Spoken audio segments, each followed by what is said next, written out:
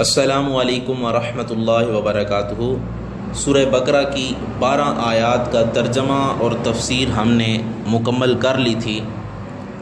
آج انشاءاللہ عز و جل سورہ بقرہ کی آیت نمبر 13 ہم پڑھتے ہیں۔ بسم اللہ الرحمن الرحیم۔ وَإِذَا قِيلَ لَهُمْ آمِنُوا كَمَا آمَنَ النَّاسُ قَالُوا أَنُؤْمِنُ كَمَا آمَنَ السُّفَهَاءُ أَلَا إِنَّهُمْ هُمُ السُّفَهَاءُ وَلَكِنْ لَا يَعْلَمُونَ۔ آیت نمبر 13 میں اللہ تعالیٰ ارشاد فرماتا ہے وَإِذَا قِيلَ لَهُمْ آمِنُوا، اور جب کہا جائے انہیں ایمان لاؤ، کما آمن الناس، جیسے ایمان لائے یہ لوگ یعنی یہ صحابہ کرام، قالوا تو کہتے ہیں انؤمن، کیا ہم ایمان لائیں، کما آمن السفہاء، جس طرح ایمان لائے بے وقوف، الا انہم هم السفہاء، خبردار بے شک وہی احمق ہیں، وَلَٰكِن لَا يَعْلَمُونَ، مگر وہ جانتے نہیں ہیں۔ اب اگر اس آیہ مبارکہ میں غور و فکر کیا جائے تو سب سے پہلے ہمیں یہ پتہ چلتا ہے کہ اللہ تعالیٰ نے پیچھے منافقوں کی ساری نشانیاں بیان کر دی تھیں۔ اب یہاں پہ ان کی ایک اور نشانی بیان کی جا رہی ہے کہ وہ صحابہ کرام کو بے وقوف سمجھتے ہیں، وہ صحابہ کرام کو بے وقوف کہتے ہیں۔ اور یہ بھی یاد رکھیں کہ اس وقت بھی اور آج کے دور میں بھی جو بھی بندہ کسی بھی صحابی کو بے وقوف کہے گا، کسی بھی صحابی کے ایمان پہ طعن کرے گا، تو اللہ تعالیٰ نے قرآن کریم میں اس کو بے وقوف کہا ہے، یعنی عقل سے عاری اسے کہا ہے۔ اب یہاں پہ دیکھیں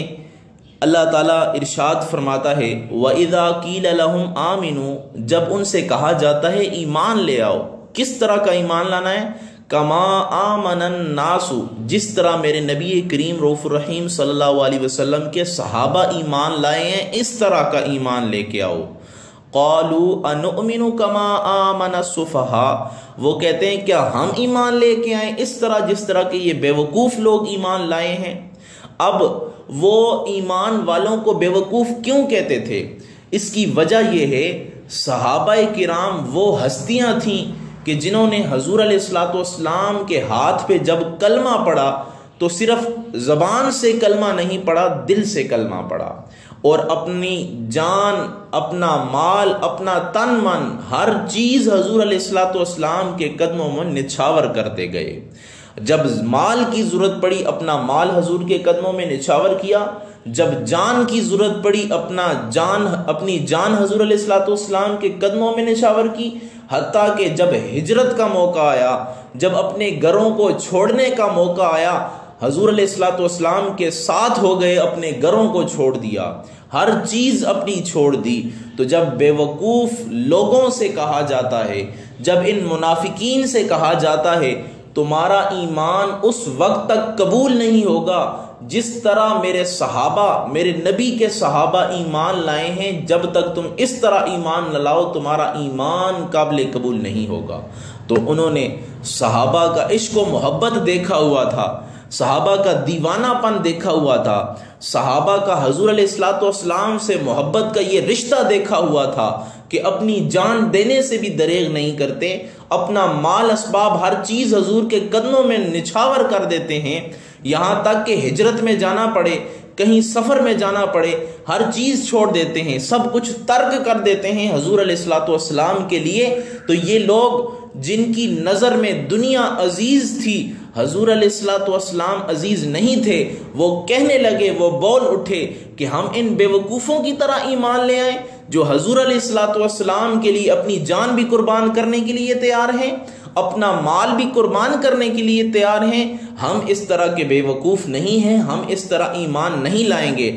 اللہ نے فرمایا اے منافقو سن لو، اگر تم میرے نبی کے صحابہ کی طرح ایمان نہیں لاؤ گے اور تم انہیں بے وقوف سمجھتے ہو، الا انہم هم السفہاء ولکن لا یعلمون، بے وقوف وہی ہیں مگر وہ سمجھتے نہیں ہیں۔ اے منافقو، بے وقوف تو تم ہی ہو لیکن تمہیں اس کا علم نہیں ہے۔ اگر تمہیں اس کا علم ہو جاتا تو تمہیں پتہ چل جاتا کہ وہ ایمان قابل قبول ہے جو صحابہ کا ایمان ہے۔ جس طرح صحابہ ایمان لے کر آئے، اسی طرح اگر تم بھی ایمان لے کر آؤ تو تمہارا ایمان قابل قبول ہوگا۔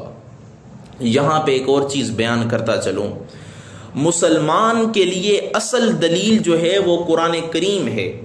اصل دلیل اللہ تعالیٰ کا پاک کلام ہے، اللہ تعالیٰ کی یہ کتاب ہے۔ تو یہاں پہ ایمان کا جو معیار بتایا جا رہا ہے وہ یہ ہے کہ جس طرح صحابہ کرام ایمان لے آئے، اے لوگو اگر تم بھی اسی طرح ایمان لے آؤ گے تو جس طرح صحابہ کا ایمان قبول ہوا، تمہارا بھی ایمان اللہ کی بارگاہ میں قبول ہو جائے گا۔ اور یہاں پہ یہ بات بھی آپ رکھیں، یہ بات بھی آپ یاد رکھیں کہ کوئی بھی بندہ آپ کو تاریخ سناتا ہے، آپ کو کوئی بھی کتاب پڑھ کے سناتا ہے قرآن کے علاوہ، تو اس کی بات پہ یقین نہ کریں۔ وہ صحابہ کے بارے میں طرح طرح کی بکواسات کرتا ہے کہ فلاں صحابی نے یہ کر دیا، فلاں نے یہ کر دیا، فلاں نے یہ کر دیا۔ اسے صرف اتنا کہہ دیں، جن صحابہ کا ایمان اللہ کی بارگاہ میں قبول ہے ہم اسی طرح ایمان لائیں گے، ہم تمہاری باتوں میں نہیں آئیں گے۔ اللہ تعالیٰ نے قرآن کریم میں جن صحابہ کے بارے میں بتا دیا ہے کہ میرے نزدیک یا میری بارگاہ میں اس بندے کا ایمان قابل قبول ہوگا جو میرے صحابہ کے نقش قدم پہ چلے گا، جو میرے صحابہ کی طرح ایمان لائے گا۔ تو لوگ تمہیں طرح طرح کی جھوٹی من گڑت روایتیں اور قصے کہانیاں سنا کر کبھی سیدنا صدیق اکبر سے دور کریں گے، کبھی فاروق اعظم رضی اللہ تعالیٰ عنہ سے دور کریں گے، کبھی سیدنا عثمان غنی رضی اللہ تعالی عنہ سے دور کریں گے، کبھی حضرت مولائے کائنات علی المرتضیٰ کرم اللہ تعالی وجہ الکریم سے دور کریں گے، لیکن اصل دلیل کو کبھی نہ بھولنا۔ اصل دلیل قرآن کریم ہے۔ قرآن کریم نے ارشاد فرما دیا، ایمان کا اصل معیار جو ہے وہ صحابہ کرام کی ذات ہیں۔ اگر تمہارا ایمان صحابہ کی طرح ہوا تو تمہارا ایمان بھی اسی طرح قبول ہوگا جس طرح صحابہ کا ایمان قبول ہوا۔ اب یہاں پہ ایک اور چیز میں آپ کو بتاتا چلوں، بعض لوگ صحابہ کرام پہ اعتراض کرتے ہیں، تو اس کا جواب کے لیے میں آپ کو بتاتا چلوں، قرآن کریم میں اللہ تعالیٰ نے دو نبیوں کا ذکر کیا ہے، حضرت ابراہیم علیہ الصلاۃ والسلام اور آپ کے پیارے بیٹے حضرت اسماعیل علیہ الصلاۃ والسلام۔ دونوں کو حکم ہوا کہ اللہ کا پیارا گھر بناؤ۔ اب یہ دونوں باپ بیٹے کعبۃ اللہ کی تعمیر بھی کر رہے ہیں اور ساتھ ساتھ اللہ تعالیٰ کی بارگاہ میں دعائیں بھی مانگ رہے ہیں۔ ایک دعا مانگی، دوسری مانگی، تیسری مانگی، اور تیسری دعا ان کی یہ تھی، اللہ تعالیٰ کی بارگاہ میں دعا کرتے ہیں اور یوں عرض کرتے ہیں، ربنا وابعث فیہم رسولا۔ پہلے دوسری دعا سن لیں، دوسری دعا یوں، پہلی دعا کی پھر دوسری دعا کی، دوسری دعا یوں کی، ربنا وجعلنا مسلمین لک، اے ہمارے رب بنا دے ہم کو مسلم، بنا دے ہم کو اپنی بارگاہ میں اپنے سروں کو جھکانے والا، فرمان بردار بنا دے، وَمِن ذُرِّيَّتِنَا أُمَّةً مُسْلِمَةً لَكَ، اور ہماری اولاد سے ایک جماعت کو بھی ایسا بنا دے جو تیری فرمان برداری کرنے والی ہو، باغی نہ ہو، جو تیری اطاعت کرنے والی ہو۔ اور اسی طرح یہ تو تھی دوسری دعا کا کچھ حصہ میں نے آپ کو پڑھ کے سنایا۔ اب جو تیسری دعا تھی اس میں حضرت ابراہیم اور حضرت اسماعیل علیہ الصلاۃ والسلام نے یوں اللہ تعالیٰ کی بارگاہ میں دعا کی، ربنا وابعث فیہم رسولا منہم، اے ہمارے رب تو بھیج ان میں سے شان وارا رسول، انہی میں سے، اس کی ڈیوٹی کیا ہو، یتلو علیہم آیاتک، پہلی ڈیوٹی اس کی یہ ہے کہ وہ تیری آیتیں پڑھ پڑھ کر انہیں سناتا ہو۔ دوسری ڈیوٹی وَيُعَلِّمُهُمُ الْكِتَابَ وَالْحِكْمَةَ، کہ وہ انہیں کتاب کا علم بھی سکھائے اور انہیں دانائی کی باتیں بھی سکھائے، انہیں پختہ علم بھی سکھائے۔ اور تیسری ڈیوٹی وَيُزَكِّيهِمْ اور ان کا تزکیہ نفس کرے اور ان کو پاک بھی کرے۔ تو یہاں پہ اگر اس آیا میں غور کیا جائے کہ جہاں پہ جو تیسری ڈیوٹی تھی وہ یہ تھی نبی کریم رؤوف الرحیم صلی اللہ علیہ وسلم کی، وَيُزَكِّيهِمْ کہ وہ صحابہ کو پاک کرے، کہ وہ لوگوں کو پاک کرے۔ اب ادھر ایک طرف قرآن کریم ہے، وہ فرماتا ہے نبی کی ڈیوٹی یہ ہے کہ وہ صحابہ کو پاک کرے، جو بھی دائرہ اسلام میں داخل ہو اس کو پاک کرے، اس کا نفس صاف کرے۔ جبکہ دوسری طرف شیعہ حضرات کہتے ہیں، وہ یہ کہتے ہیں کہ سارے صحابہ مرتد ہو گئے سوائے 3 کے، سارے صحابہ مرتد ہو گئے سوائے 3 کے، ایک مقداد، دوسرے سلیمان اور تیسرے ایک اور صحابی ہیں جن کا نام لیتے ہیں اور کہتے ہیں کہ بس صرف یہ 3 ہی صحابہ ہیں کہ جو بچے ہیں، باقی سارے کے سارے جو ہے وہ مرتد ہو گئے ہیں۔ اب میں پوچھنا چاہتا ہوں، ایک مثال دے کر آپ سے پوچھنا چاہتا ہوں، آج کل کے اسکولوں کو دیکھیں، یونیورسٹیوں کو دیکھیں، اپنی مشہوری کیسے کرواتے ہیں؟ وہ اپنی مشہوری ایسے کرواتے ہیں کہ ایک سال میں اگر ان کے پاس 100 بچے پڑھتے ہیں، 99 بچے ان کے اچھے نمبروں سے پاس ہوتے ہیں، تو وہ اشتہار لگا دیتے ہیں اور کہتے ہیں کہ ہمارا وہ اسکول ہے کہ جس میں، ہماری وہ یونیورسٹی ہے کہ جس میں 100 میں سے 99 بچے اعلیٰ نمبر لے کر پاس ہوئے ہیں۔ اب میں سمجھنا چاہتا ہوں، یہ جو 100 میں سے 99 بچے اچھے نمبروں سے پاس ہوئے ہیں، تو کیا یہ اس اسکول کی عزت ہے کہ نہیں؟ اور دوسری طرف ایک اسکول ہو، اس میں 100 بچے پڑھتے ہوں اور صرف ایک بچہ پاس ہو، اور اسکول کی اب عزت ہے یا بے عزتی ہے؟ تو یہاں پہ یقیناً اس اسکول کی جو ہے وہ بے عزتی ہے۔ وجہ یہ ہے کہ اس اسکول میں 100 بچے پڑھتے ہیں اور صرف ایک بچہ پاس ہو رہا ہے، تو یہاں پہ پتہ چلا یہاں پہ بے عزتی جو ہے وہ اسکول کی ہو رہی ہے۔ تو یہاں پہ حضور علیہ الصلوۃ والسلام کے دست شفقت پر کم و بیش 1,24,000 لوگوں نے کلمہ پڑھا، اور کلمہ پڑھنے کے بعد حضور علیہ الصلوۃ والسلام کے دامن سے چمٹے رہے۔ اب یہ اعتراض کرنا کہ حضور علیہ الصلوۃ والسلام کے جتنے صحابہ تھے سارے کے سارے مرتد ہو گئے سوائے 3 کے، تو اب یہ اعتراض صحابہ پہ نہیں بلکہ حضور علیہ الصلوۃ والسلام پہ ہے، اور یہ اعتراض حضور پہ نہیں بلکہ قرآن پہ ہے، کیونکہ قرآن نے فرمایا وَيُزَكِّيهِمْ، انہوں نے دعا کی تھی نبیوں نے کہ ایک ایسا شان والا رسول بھیجنا جو صحابہ کا تزکیہ نفس کرے، ان کی جانوں کو پاک کرے۔ اب سوال یہ اٹھتا ہے کہ ایک اسکول جو 100 میں سے 99 بچے تو پاس کر لیتا ہے، لیکن حضور علیہ الصلوۃ والسلام کہ اللہ تعالیٰ نے آپ کو اتنا مقام و مرتبہ عطا نہیں فرمایا کہ 1,24,000 صحابہ میں سے صرف 3 صحابہ کا دل حضور علیہ الصلوۃ والسلام نے پاک کیا، باقی سارے کے سارے مرتد ہو گئے؟ تو یہ توہین صحابہ کی توہین نہیں، دراصل یہ حضور علیہ الصلوۃ والسلام کی توہین ہے کہ حضور علیہ الصلوۃ والسلام نے صحابہ کا تزکیہ نفس نہیں کیا، حضور علیہ الصلوۃ والسلام نے صحابہ کے دلوں کو صاف نہیں کیا کہ 1,24,000 میں سے صرف 3 صحابہ جو ہے وہ کامل ایمان والے ہیں، باقی سارے مرتد ہو گئے ہیں۔ تو شیعہ حضرات کو بھی یہاں پہ دیکھنا چاہیے کہ قرآن کریم نے ایمان کا معیار کس کو قرار دیا ہے۔ اللہ تعالیٰ نے قرآن کریم میں یہ بتا دیا ہے ایمان کا معیار وہ میرے حضور کے صحابہ ہیں۔ اے لوگو، آج میں پھر آپ کو یہ ایک بات بتاتا چلوں کہ کسی کی جھوٹے قصے کہانیوں پہ یقین نہ کرنا، اللہ کی کہی ہوئی بات پہ یقین کرنا۔ جب اللہ کہہ رہا ہے میرا نبی وَيُزَكِّيهِمْ ہے، وہ لوگوں کا تزکیہ نفس کرنے والا ہے، لوگوں کو پاک و صاف کرنے والا ہے، تو پھر یہ صحابہ پہ اعتراض کرنا یہ دراصل حضور علیہ الصلوۃ والسلام کی توہین کرنا ہے۔ اب آئیں ایک اور آیت کی طرف، سورہ بقرہ آیت نمبر 137 میں اللہ تعالیٰ ارشاد فرماتا ہے، سورہ بقرہ آیت نمبر 37 میں اللہ تعالیٰ ارشاد فرماتا ہے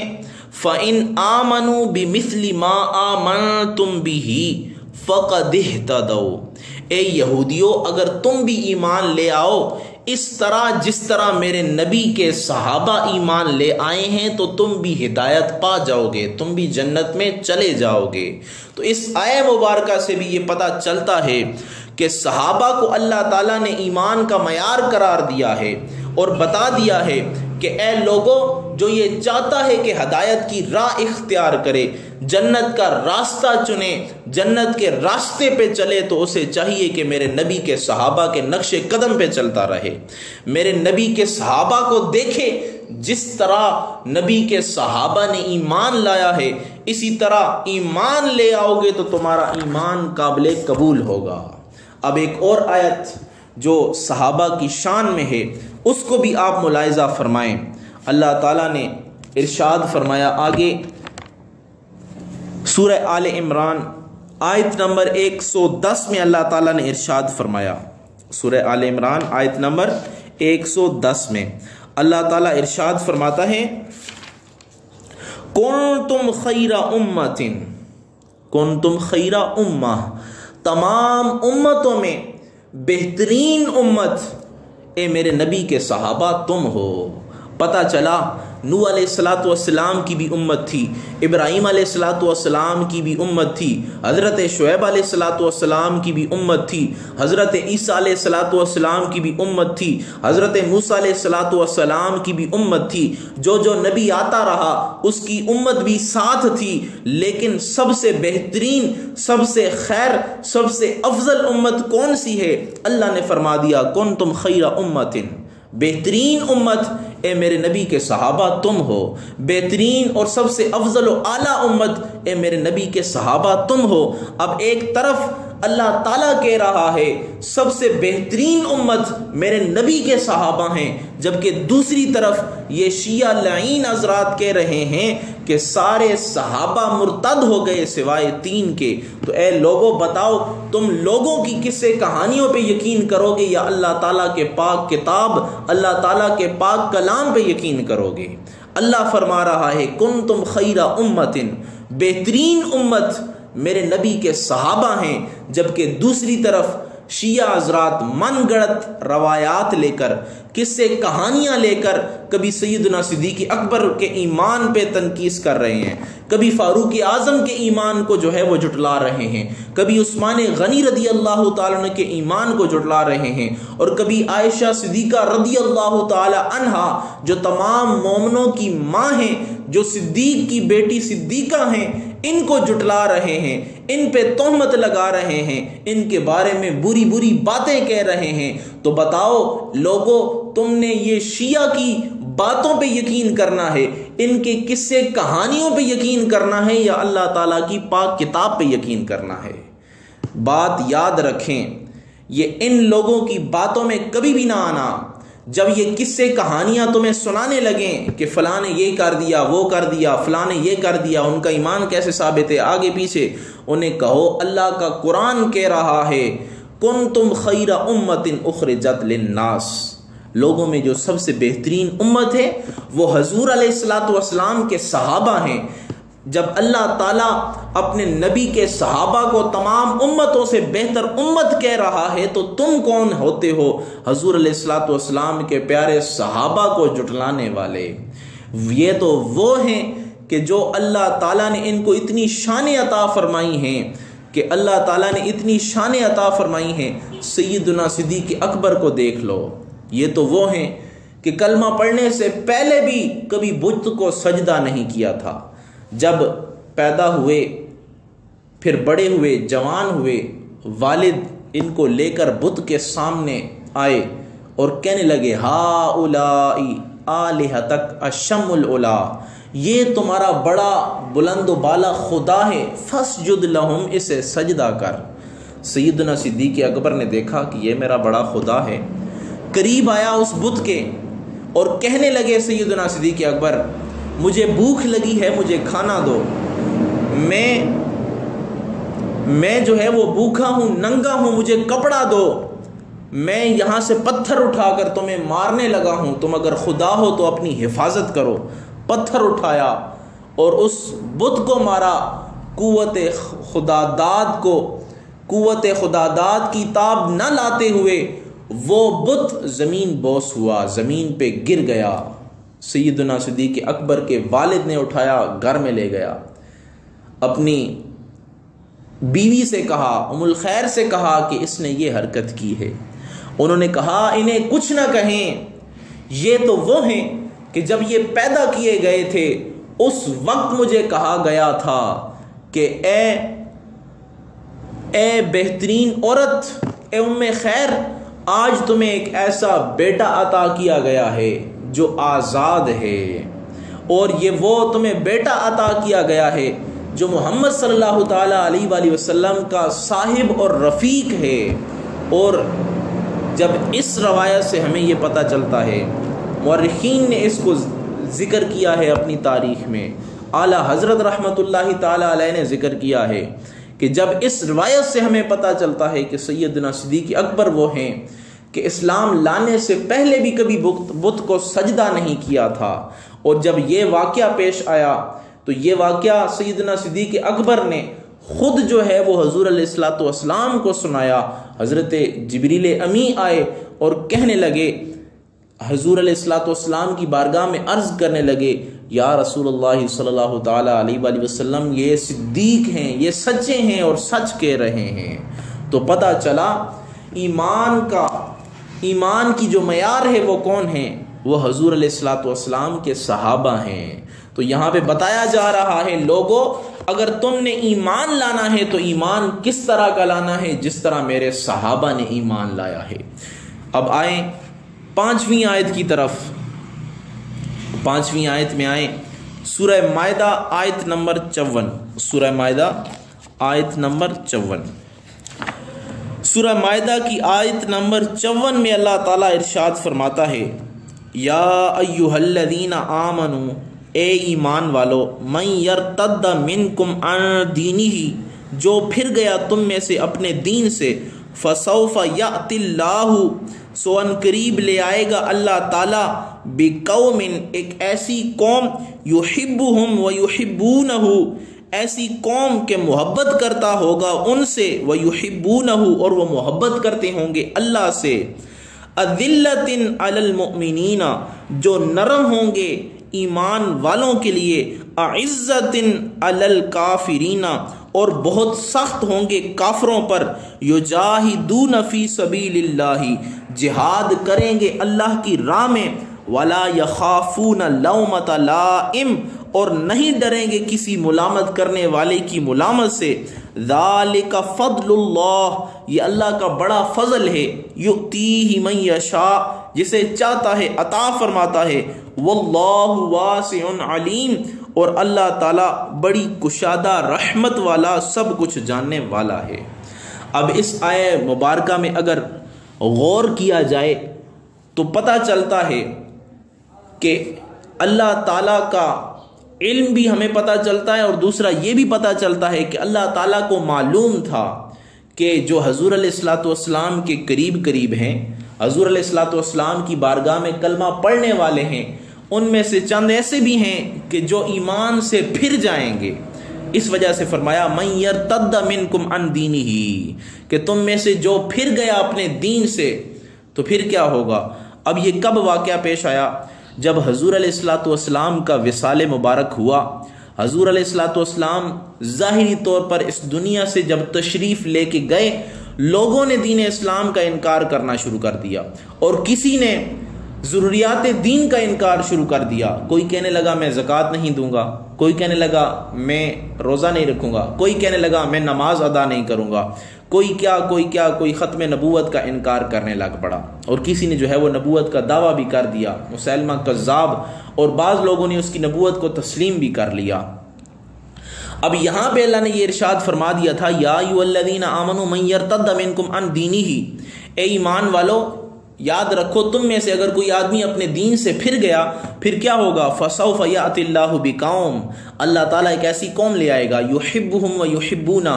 ان سے اللہ محبت کرے گا، وہ اللہ سے محبت کرتے ہوں گے۔ اب اللہ تعالیٰ نے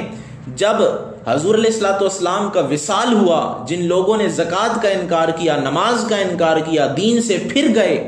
تو ان کے بعد ان لوگوں کے ساتھ جہاد کس نے کیا؟ آگے فرمایا اذلۃ علی المؤمنین، جو مومنوں پر بڑا رحیم ہوں گے، مومنوں پر بڑے نرم ہوں گے۔ مومنوں کے ساتھ سب سے زیادہ نرم کون تھے؟ سیدنا صدیق اکبر، عثمان غنی، فاروق اعظم، حضرت علی اور دیگر صحابہ۔ اعزۃ علی الکافرین، جو کافروں پر بڑے سخت ہوں گے، کون تھے؟ سیدنا صدیق اکبر، فاروق اعظم، عثمان غنی، حضرت علی رضی اللہ تعالی عنہم۔ یہ سارے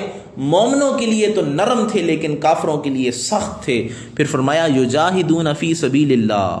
اللہ کی راہ میں ان کے خلاف کیا کریں گے؟ جہاد کریں گے۔ جب حضور علیہ الصلوۃ والسلام کا وصال ہوا، لوگوں نے زکوٰۃ کا انکار کیا، کسی نے نماز کا انکار کیا، تو اس وقت کس نے جہاد کا علم سب سے پہلے اٹھایا؟ سیدنا صدیق اکبر نے کہا جو شخص حضور علیہ الصلوۃ والسلام کی ظاہری حیات میں ایک بکری کی رسی بھی زکوٰۃ دیا کرتا تھا، آج وہ اس کا اگر انکار کرتا ہے تو میں اس کے ساتھ جو ہے وہ جہاد کروں گا، اور اگر مدینے کے بیڑیے بھی آ کر مجھے روکنا چاہیں، میرے جسم کے ٹکڑے ٹکڑے کر دیں، تب بھی میں ان کے ساتھ جہاد کروں گا۔ پتہ چلا یہ وہ ہستی ہیں یحبہم و یحبونہ، کہ جس سے اللہ بھی محبت کرتا ہے اور یہ اللہ سے محبت کرتے ہیں۔ اور پھر صرف یہی نہیں، دوسری ان کی نشانی اذلۃ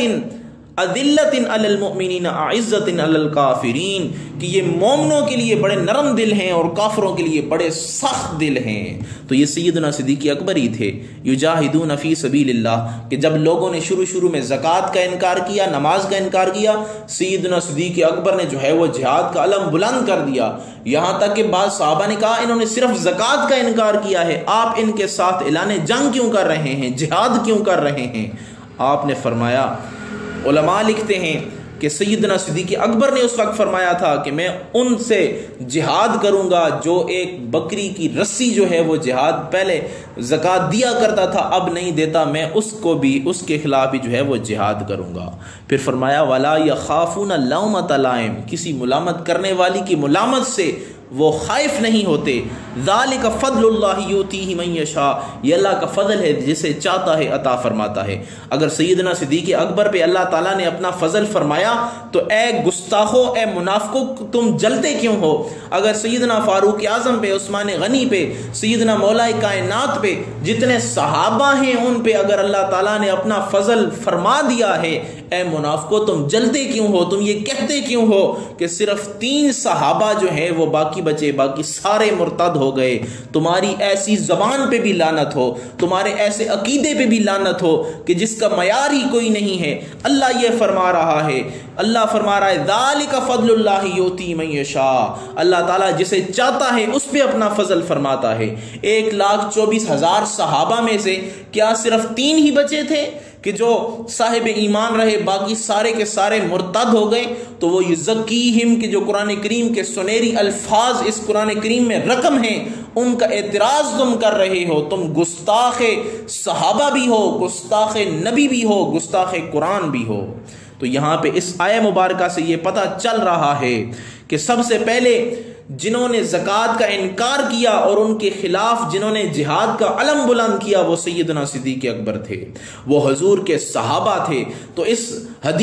آیت سے پتہ چلا کہ اللہ تعالیٰ کو یحبہم و یحبونا، سیدنا صدیق اکبر بڑے پیارے ہیں۔ اور بخاری کی روایت سے پتہ چلتا ہے حضور علیہ الصلوۃ والسلام کو علی بھی پیارے ہیں، اور باقی آیات سے یہ بھی پتہ چلتا ہے کہ حضور علیہ الصلوۃ والسلام کو عثمان غنی بھی پیارے ہیں، فاروق اعظم بھی پیارے ہیں۔ جو صحابی حضور علیہ الصلوۃ والسلام کا کلمہ پڑھ کر دائرہ اسلام میں داخل ہو گیا، اللہ تعالیٰ کو سارے پیارے ہیں۔ اس وجہ سے فرمایا اللہ تعالیٰ نے رضی اللہ عنہم ورضوا عنہ، کہ اللہ تعالیٰ ان سے راضی ہے اور وہ اللہ سے راضی ہیں۔ جب اللہ تعالیٰ نے اپنی رضا، اپنی خوشنودی، اپنی جنت کا وعدہ ان سے فرما دیا ہے تو پھر ناراض ہونے کی کیا ضرورت ہے؟ اس وجہ سے ہم کہتے ہیں ہر صحابی نبی جنتی جنتی، ہر صحابی نبی جنتی جنتی۔ ہر بندہ مومن کو چاہیے اس نعرے کو زبان سے بھی تسلیم کرے، دل سے بھی تسلیم کرے، اور اپنے ہر بچے کے زبان پہ یہ نعرہ ہونا چاہیے کہ ہر صحابی نبی جنتی جنتی۔ ہمارے بزرگوں نے پہلے بھی قرآن کریم پڑھ کر ہمارا ایمان بچایا تھا، اور آج کل کے بزرگ بھی ہمارے لیے قرآن کریم ہمیں سنا سنا کر، حضور علیہ الصلوۃ والسلام کے فرامین سنا سنا کر ہمیں یہ عقیدہ دے گئے ہیں کہ ہر صحابی نبی جنتی جنتی، ہمارا ایمان بچانے کے لیے ہمیں یہ عقیدہ دے کے گئے ہیں۔ تو آج صرف 5 آیات سے صحابہ کرام کی شان بیان کی ہے کہ جن کے بارے میں منافقین کہتے تھے کہ ہم ایمان لے آئیں ان لوگوں کی طرح جو بے وقوف ہیں۔ اللہ نے فرمایا خبردار، بے وقوف تو تم ہو، تمہیں علم بھی نہیں ہے۔ تو پتہ چلا کہ جو صحابہ کے خلاف اپنی زبانوں کو دراز کرتا ہے، اللہ نے قرآن کریم میں آج سے 1400 سال پہلے فیصلہ فرما دیا تھا کہ جو صحابہ کے خلاف بکواس کرتا ہے، جو صحابہ کے خلاف اپنی زبان کو دراز کرتا ہے، وہ بے وقوف ہے، وہ عقل سے عاری ہے، وہ جانور سے بھی بدتر ہے۔ تو ہمیں چاہیے ان ساری آیات کو اچھی طرح یاد کریں اور دوسرے لوگوں کو بھی بتائیں کہ دیکھیں صحابہ کرام کی شان میں یہ ساری آیات آئی ہیں۔ یہ تو صرف چند آیات آپ کے سامنے پیش کی ہیں، انشاءاللہ موقع ملا تو دیگر جتنی بھی آیات صحابہ کرام کی شان میں اتری ہیں، جتنے علم میں ہیں، انشاءاللہ وہ آپ کے سامنے بیان کی جائیں گی۔ اللہ سے دعا ہے اللہ تعالی ہم سب کو ایمان کے معیار کو سمجھتے ہوئے، صحابہ کرام کی زندگیوں کو اپناتے ہوئے، صحابہ کرام کو اپنا آئیڈل بناتے ہوئے اسی طرح حضور علیہ الصلوۃ والسلام سے محبت کریں جس طرح صحابہ نے کی ہے، اسی طرح حضور علیہ الصلوۃ والسلام پہ اپنا تن من دن ہر چیز قربان کر دیں جس طرح صحابہ نے کی ہے۔ اللہ سے دعا ہے اللہ تعالی ہمارے ایمان کی حفاظت فرمائے، آمین برحمتک یا ارحم الراحمین۔